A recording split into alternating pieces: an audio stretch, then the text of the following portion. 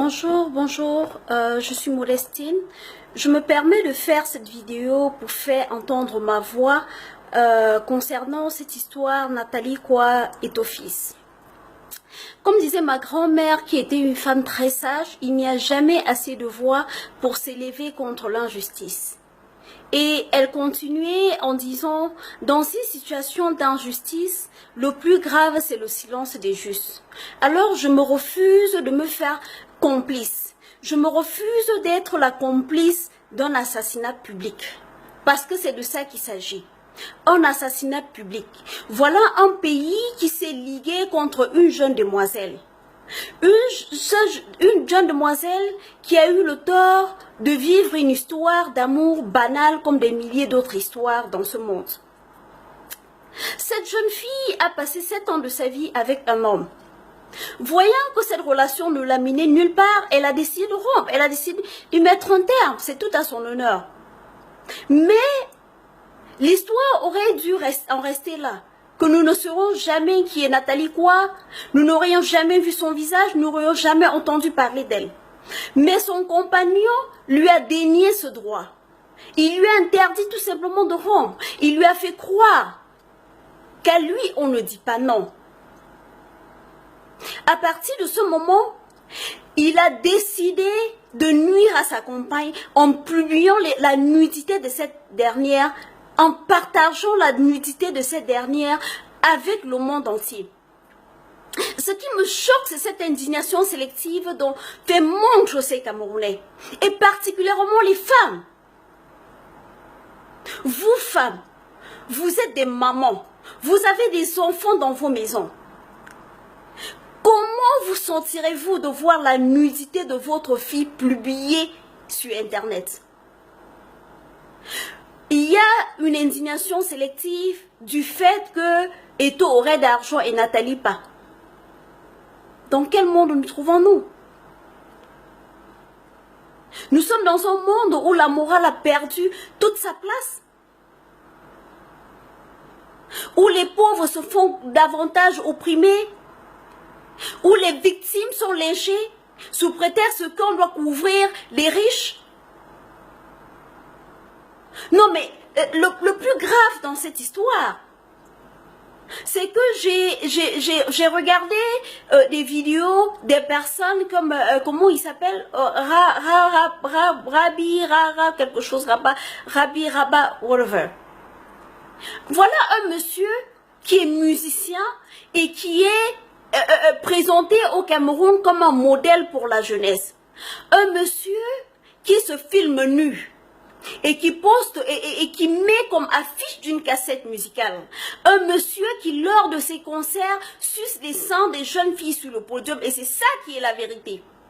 Voilà un monsieur qui se filme nu embrassant des jeunes hommes et qui nous pond des musiques. Si ce n'est Niorcé, demain c'est Péda, Pédé, nous sommes Péda, les Péda.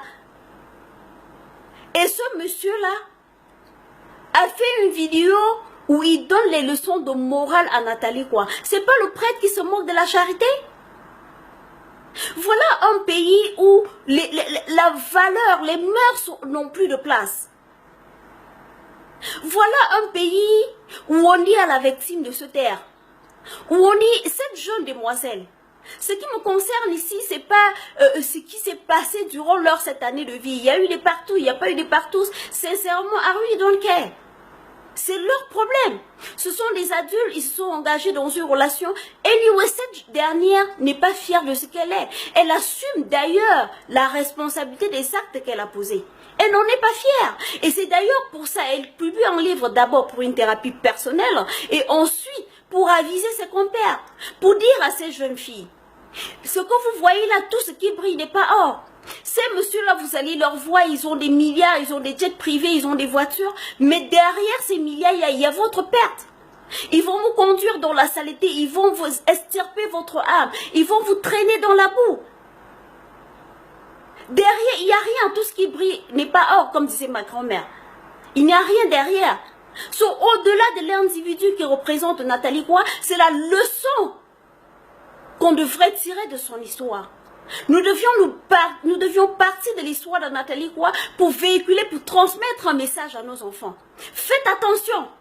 Faites attention parce que derrière ce qui brille là se cache souvent le diable. Si vous avez envie de rouler dans les belles voitures, si vous avez envie de vivre une vie de luxe, travaillez très dur pour y gagner. Travaillez très dur et vous y arriverez. Que personne ne vous fasse croire que vous ne pouvez pas atteindre vos rêves. Vous êtes capable de gagner des milliards par votre propre effort. Vous n'avez pas besoin des hommes pour ça. Vous n'avez pas besoin de suivre un homme qui va extirper votre dignité, qui va vous traîner dans la boue, vous faire partager à ses amis comme si vous étiez un objet. Vous deviez comprendre. Vous êtes des êtres humains, dotés d'une intelligence, dotés de toutes les aptitudes que possèdent aussi les hommes. Au lieu de courir derrière les hommes en espérant avoir une vie meilleure, vous pouvez travailler très dur pour gagner une vie meilleure. Voilà le message. Et personnellement, je pense que ce message-là devait faire cas d'école. On devait s'en servir pour sensibiliser nos enfants à la maison. Mais qu'est-ce qu'on fait? On jette des pierres sur cette jeune fille. Elle a eu le courage de dire non. Combien de Camerounais à sa place auraient pu laisser au tôle?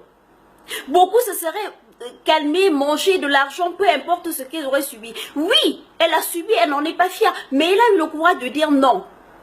Et pour cela, elle a mon respect. Elle a eu le courage à un moment de dire non. Et elle a le droit, elle est dans son droit. Pourquoi est-ce qu'on dénie à la femme le droit à la parole? Parce que au-delà même de l'individu, c'est la problématique de la femme qui est questionnée. Quelle est la place de la femme au sein de notre société? Il me revient, j'ai fait mes travaux de thèse. J'ai rédigé une thèse de doctorat portant sur le statut de la femme camerounaise. Et au cours de mes interviews, quand j'ai donné un rapport, lors d'un débat télévisé, je donnais un rapport des enquêtes que j'avais menées au Cameroun et j'ai eu des interlocuteurs qui m'ont appelé en plein plateau pour me dire que j'exagérais, que je noircissais le tableau, que la condition de la femme au Cameroun était meilleure que ce que je décrivais. Mais cette situation nous ramène à la réalité que j'avais déjà observée à son temps. La place de la femme au Cameroun est méprisable. La société n'accorde aucune importance à la femme. Parce que une société qui se ligue contre une jeune fille, qui crie son indignation, une jeune fille qui pleure d'avoir été exposée aux yeux du monde, une jeune fille qui est lynchée publiquement parce qu'elle crie sa douleur aux yeux du monde, montre à suffisance, si besoin l'était, que le Cameroun n'accorde aucune importance à la femme. Et vous vous imaginez? J'ai entendu aujourd'hui que le gouvernement camerounais aurait pris la décision d'interdire la sortie du livre de Nathalie Roy sous prétexte qu'elle utiliserait les mots grossiers pour l'image de la femme. Ah, eux qui l'aiment? Voilà un pays où les députés se réunissent à l'Assemblée nationale pour discuter des affaires de mini-jupes. Nous n'avons aucun communiqué officiel portant sur le meurtre, sur les crimes rituels dont sont victimes nos enfants, nos femmes dans les rues. Nous n'avons aucun communiqué officiel nous disant l'action du gouvernement pour protéger nos enfants. Mais nous recevons un communiqué officiel pour nous parler, pour intervenir dans une histoire